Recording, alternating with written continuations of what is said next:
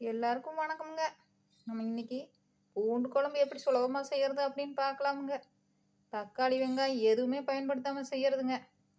5 நிமிஷம் தாங்க ஆகும். வாங்க எப்படி செய்கிறதுன்னு பார்க்கலாம். பூண்டு குழம்பு செய்கிறதுக்கு இந்த அளவில் 3 பூண்டு எடுத்துக்கலாம்.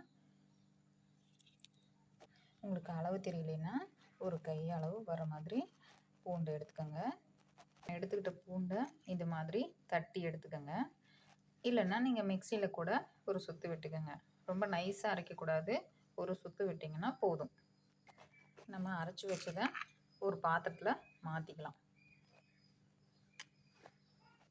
அப்புறம் நம்ம வாணலியில் 1 டேபிள் ஸ்பூன் அளவுக்கு எண்ணெய் எடுத்துக்கலாம்.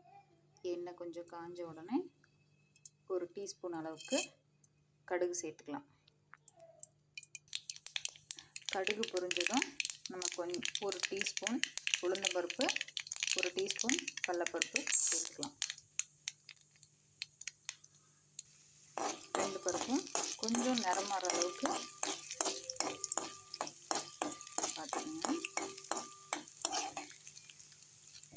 லைட்டாக நிறம் மாறணும், மாறினா தான் நல்லாயிருக்கும்.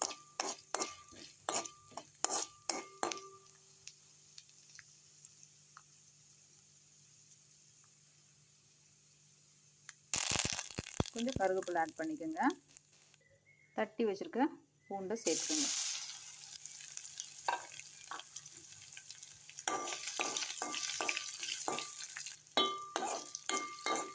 பூண்டு கொஞ்சம் நல்லா வதங்கட்டும்.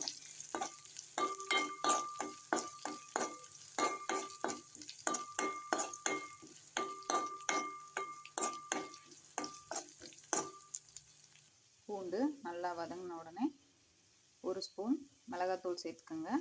கூடவே 1 ஸ்பூன் தனியாத்தூள், மல்லித்தூள் சேர்த்துக்கோங்க.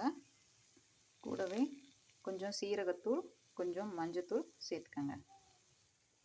1 டீ டம்ளர் அளவுக்கு தயிர் சேர்த்துக்கோங்க.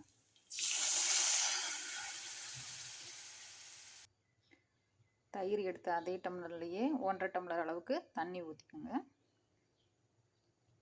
அப்புறம் தேவையான அளவு உப்பு போட்டுக்கோங்க.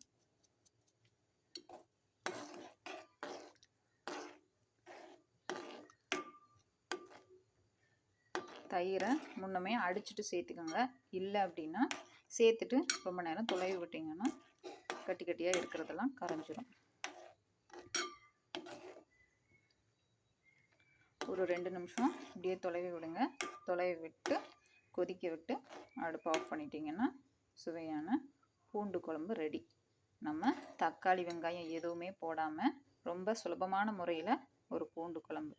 நீங்களும் செஞ்சு பார்த்துட்டு சொல்லுங்கள் எப்படி இருக்குன்னு.